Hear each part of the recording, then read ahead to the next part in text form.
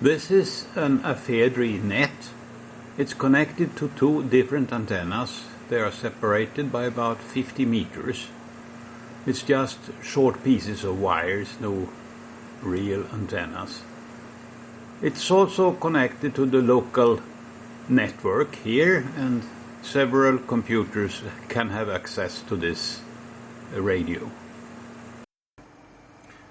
This is a Pentium 3 running Windows 7 Professional. So it's a little bit overqualified, the operating system, for this old computer. I have set the ephedrine to run at 96 kilohertz. That's the maximum speed it can do on this computer under Windows 7. So X, and then I listen to the medium waves, that's F.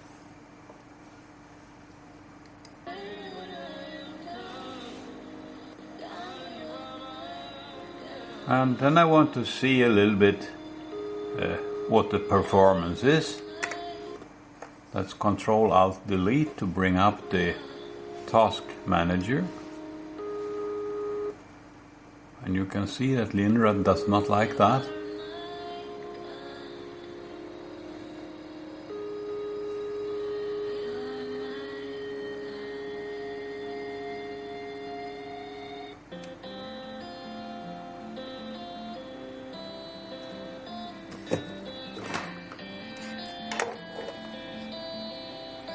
So this works, but it's marginal.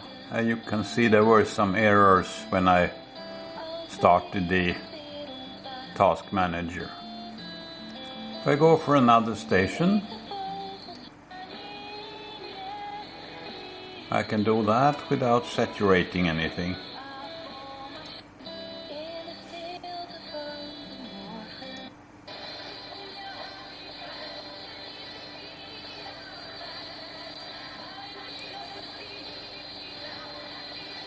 And I will go into details about adaptive polarization later in this video. You can see here how the signal from the two antennas are combined for optimum signal to noise ratio.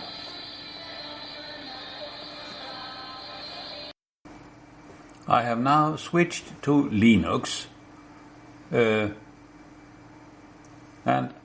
I will get the parameters from the operation under Windows 7 to compare how it works now under Linux. So mount,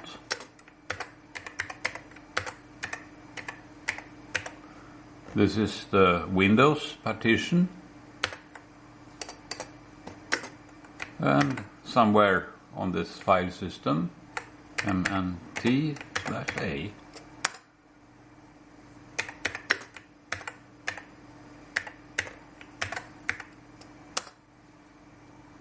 And here you can see what we have. So I want to look at this directory. And here you can see we have, there should be Linrad 04.07.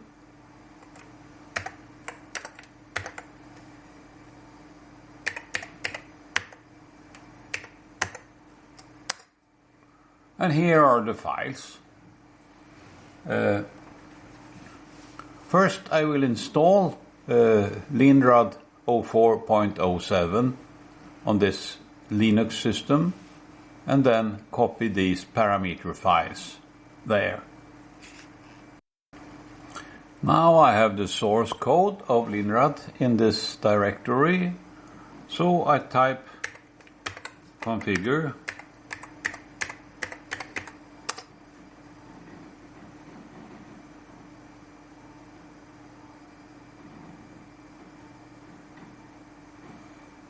And then I will run make.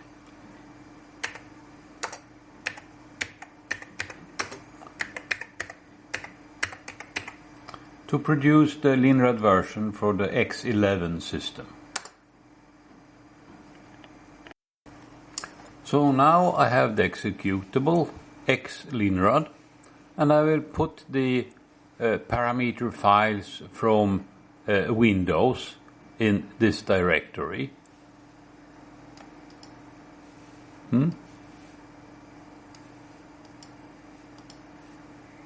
So the mouse doesn't work here.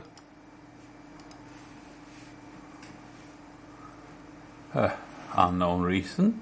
Anyway, copy from mnt/a/len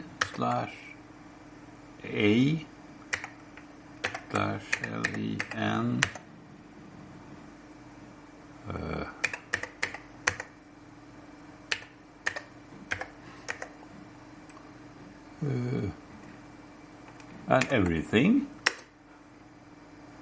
to here. It doesn't matter that I copied the executable for Windows. And then I start X-Linrad.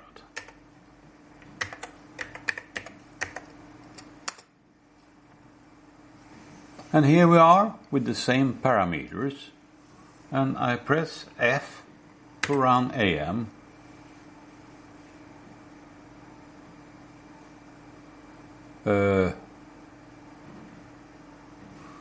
And there is something wrong with the setup that I will have to correct. That is U.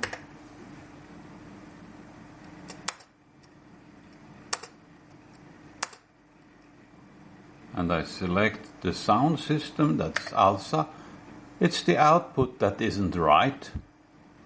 And I have to select now again the input, which is A, and the Afedri net M, and connect to it and use this hardware, yes. And the parameters are right, 96 kilohertz, that's what I had under Windows. X, and then the output. Use port audio, no. And 0 for the sound card I have connected to the loudspeakers. X, X, and W to save. And then again F. And here we are.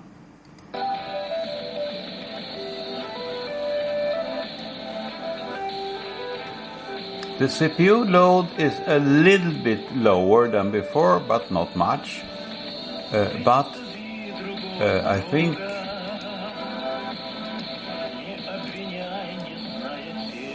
what? There should be a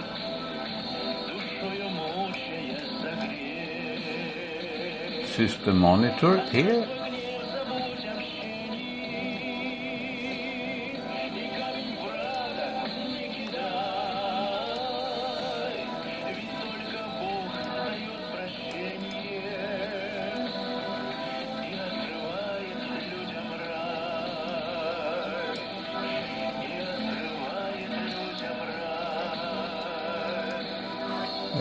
Since the parameters are aggressive, I have put priority 3 to Linrad. Other things, well, here it comes, the system monitor.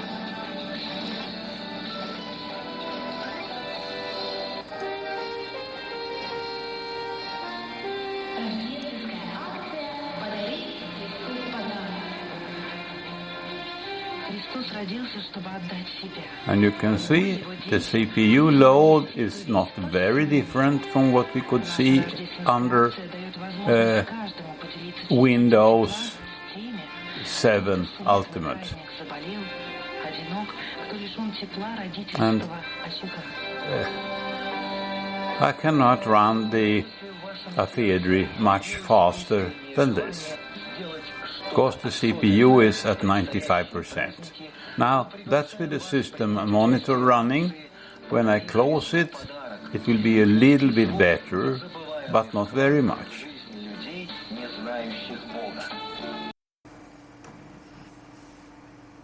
Now I compile the Linrad version for the frame buffer, flinrad, and that has to be done in terminal mode. Well, it could be done, of course, under X11, but the executable has to be run in terminal mode. And then run flinrad. And it's still the same parameters. And I go for F, that's AM mode. And here we are again. Look at the CPU load here. It's a bit lower.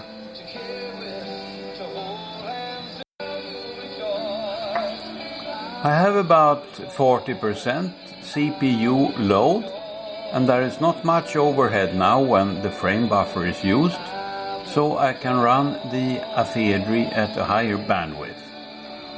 X, and then U, and I select again the ephedry for input. That's A and M, and connect to it and use it, yes. And sampling rate, that's A, let's say 250,000. X, and save that and run for AM. And the parameters I had first FFT version, here was the highest, that's 5. And first FFT bandwidth, let's make it 200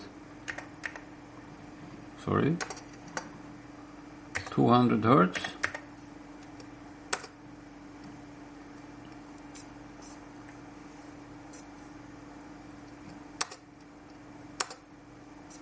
And first mixer bandwidth reduction, that has to be larger than before,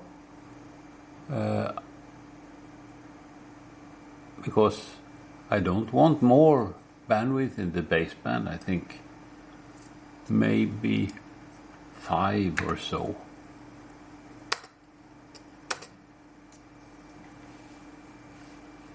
And click on a signal.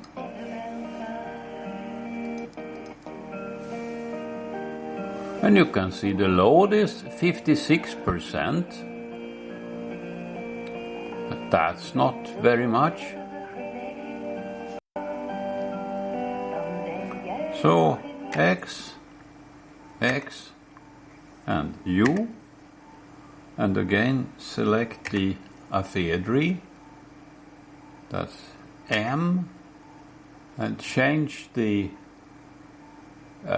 connect to it and use it, yes, and set the sampling rate A 666666. That's the highest available. X, and save that, and then run. That's F. And again I have to set the most efficient FFT version, and I have to set a higher this was 2, a higher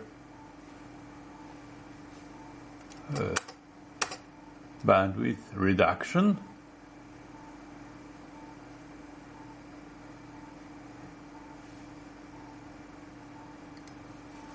and I do not anymore remember, but maybe something like 6. I don't want more bandwidth than necessary for the AM signal. Now you can see there are buffer errors. This computer cannot make 666 kilohertz. As you can see, it actually gives something like 640 kilohertz. So this was too much. X, and then U, and then A, and M, and connect, and use this, and A, and maybe 500 kilohertz. 500 kilohertz, like that. X, and save that, and go for AM, and first forward is 5,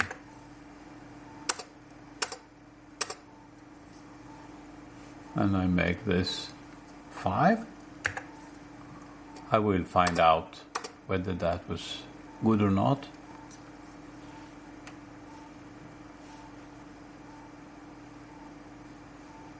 Now it is a little bit sluggish, as you can see. I move the mouse and it doesn't move immediately.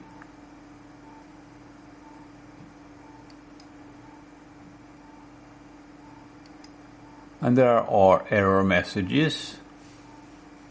Maybe I can listen, but it's not going to be perfect.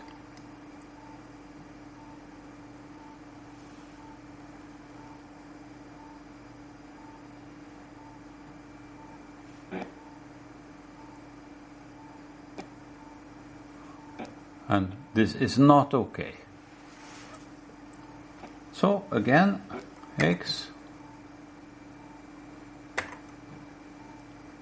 and U, and A, and M, and C, and yes, and A, and let's make it 400 kilohertz then.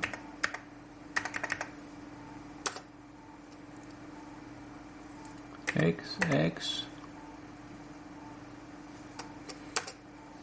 and save this and run AM mode. And the most efficient FFT implementation, still 5. And I forgot, I need to set a little bit bigger bandwidth, let's say 200 Hertz, to get a reasonable size for the FFT, because that affects how the cache memory is going to be used in the processor. And this might be 6 or something.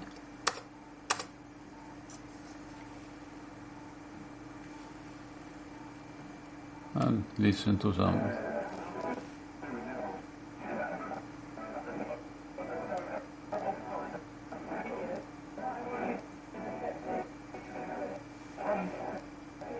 And this is not quite okay,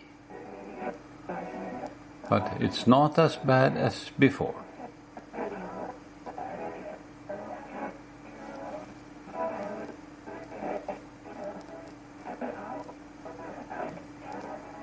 The mouse is very sluggish. And when I remove the output, then it works, but it is at 94%, and that's for Leanrad. So there is only 6% left for overhead in the system. So maybe 350 kilohertz or so is the highest frequency that can be used in front buffer mode on this computer. It's very much better than we could see on X11 or on Windows 7. So the front buffer is a very good tool to use on low-end computers, probably like a Raspberry Pi and other things that become available at very low cost. This is another obsolete computer. It is a Core 2 Duo, and running Windows 7 Ultimate. Now it's much faster than the Pentium 3. So when I run Linrad here with similar parameters, F,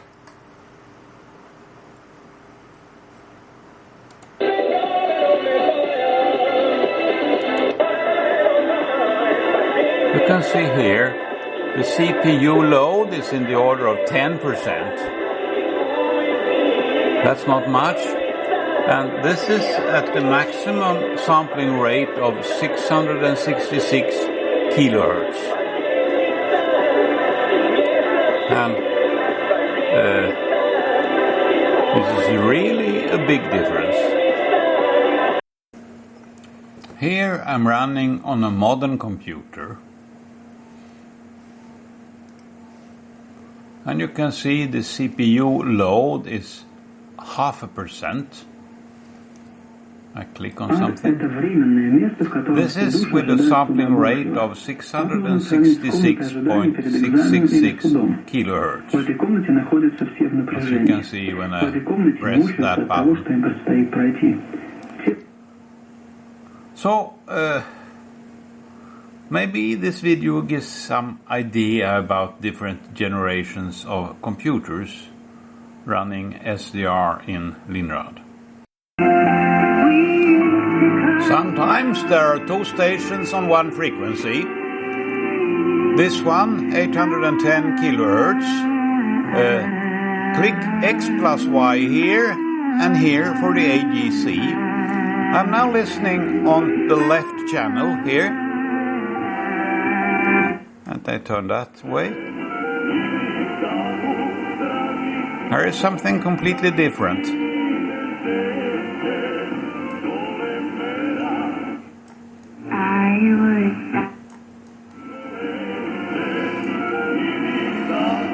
So the two antennas are combined to minimize the green, the signal that is green here, in the red linear combination of the two signals. So what Linrad does, it finds the strongest signals, and then it makes the contribution from that zero in the other channel.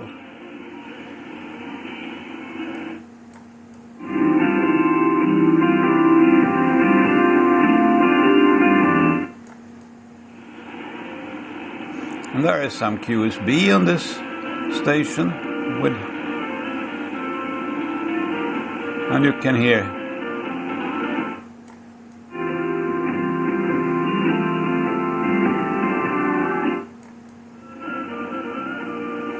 it's different music.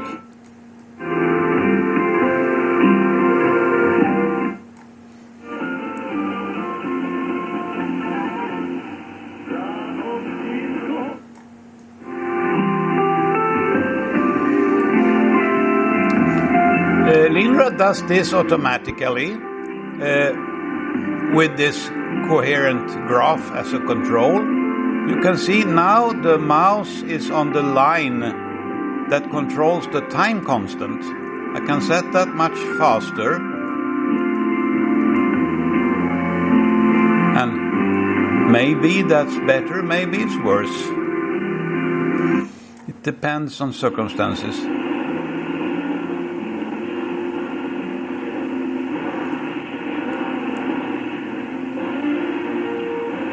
And what I'm listening for is that the strong signal should not be heard at all in this channel.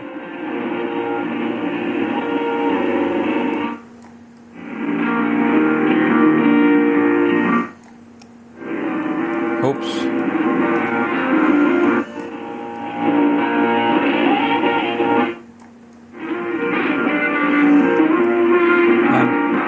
probably better to have a long time constant like that. There was some selective fading.